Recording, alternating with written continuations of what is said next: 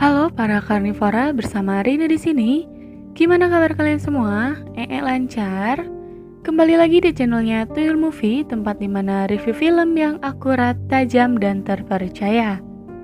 Di video kali ini, Tuyul Movie akan merangkum sebuah film yang berjudul Oke, daripada banyak basa-basi, mending kita langsung masuk saja ke alurnya.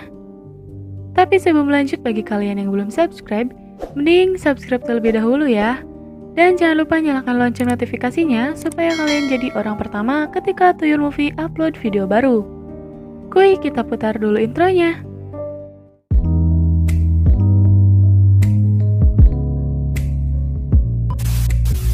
Film ini diawali dari seorang pria yang sedang memperbaiki mobil. Pria ini kita panggil saja Ujang. Diketahui si Ujang ini memiliki sebuah bengkel mobil yang lokasinya tidak jauh dari rumahnya. Karena kesulitan memperbaiki mobil itu, si Ujang pun langsung memanggil temannya.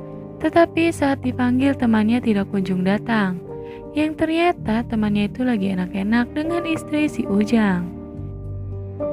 Setelah selesai, temannya datang menemui si Ujang. Temannya ini kita panggil saja Epen. Si Epen ini bilang kalau dirinya baru saja dari kamar mandi untuk boker. Si Ujang pun langsung menyuruh si Epen untuk bekerja. Tak lama kemudian datang seorang wanita yang cantik menggunakan sebuah mobil. Wanita itu kita sebut saja Darmini. Di sini si Darmini bilang kalau mobilnya ada sedikit masalah karena tarikannya kurang begitu bagus. Si Ujang lalu menyuruh si Darmini untuk menunggu dulu selama mobilnya diperbaiki.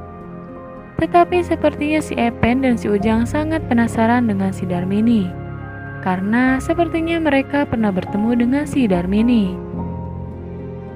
Setelah lama menunggu, lalu si Ujang datang dan mengambilkan minum untuk si Darmini. Di sini si Ujang bilang kalau mobilnya sudah beres dan siap dipakai. Tapi karena penasaran, si Ujang menanyakan tempat tinggal si Darmini saat masih kecil. Dan ternyata si Darmini ini saat kecil tinggal di kampung yang sama dengan si Ujang. Si Ujang pun kaget karena si Darmini terlihat cantik dan montok, berbeda dengan Darmini yang dulu. Dan si Darmini pun pamit untuk pulang. Saat sudah pulang, si Epen menanyakan tentang si Darmini. Si Ujang bilang kalau wanita itu adalah si Darmini, anaknya Haji Sobur yang rumahnya dekat dengan si Ujang saat masih kecil. Si Epen pun langsung tahu dan tidak percaya kalau itu si Darmini. Singkatnya, terlihat si Ujang sedang bersama istrinya yang kita panggil saja Nina. Meskipun si Ujang terlihat sangat garang, tetapi dia ini tipe suami yang takut istri. Keesokan harinya saat si Ujang sedang beres-beres, tak lama kemudian si Darmini datang. Di sini si Darmini meminta bantuan ke si Ujang untuk diantarkan ke rumahnya saat masih kecil. Karena dia ingin bernostalgia dan mengenang masa-masa saat masih kecil. Si Ujang pun dengan senang hati mengantarkan si Darmini menggunakan mobilnya. Namun saat di pertengahan jalan, si Ujang lupa lagi dengan tempatnya. Tetapi kampretnya, tiba-tiba saja si Darmini langsung menciplok si Ujang. Dan pada akhirnya mereka pun pergi ke sebuah hotel untuk melakukan mantap-mantap. Malam harinya terlihat si Epen yang sedang duduk. Tak lama kemudian si Ujang datang dan si Epen terlihat marah karena teleponnya tidak diangkat oleh si Ujang. Tetapi ternyata si Epen tahu kalau si Ujang sudah bertemu dengan si Darmini. Si Ujang pun menyuruh si Epen agar bicaranya tidak terlalu kencang, karena dia takut si Nina mengetahuinya. Keesokan harinya mobil si Darmini mogok. Karena tidak tahu apa yang harus dilakukan, dia pun menelpon bengkel. Tak lama kemudian si Epen datang dan dia kaget kalau mobil yang mogok itu milik si Darmini. Entah apa yang dipikirkan si Darmini, dia langsung mengajak si Epen pergi ke sebuah hotel untuk melakukan adegan mantap-mantap. Keesokan harinya, saat si Ujang dan si Epen sedang santuy, si Nina langsung marah-marah karena sudah siang belum juga pergi ke bengkel untuk bekerja. Saat di bengkel, si Ujang mendapatkan telepon karena ada mobil yang mogok dan harus diderek. Tak lama kemudian si Darmini datang karena ingin bertemu si Ujang. Tetapi si Epen bilang kalau si Ujang baru saja pergi. Lalu si Darmini pun pamit untuk pergi. Ketika di mobil, si Darmini menelpon si Ujang karena ingin bertemu. Singkatnya, si Darmini sedang bersama dengan si Ujang. Di sini, si Darmini bilang kalau dia ingin meminjam uang untuk membayar hutang. Si Ujang yang sudah merasakan surabi si Darmini tanpa basa-basi langsung pergi ke ATM untuk mengambil uangnya.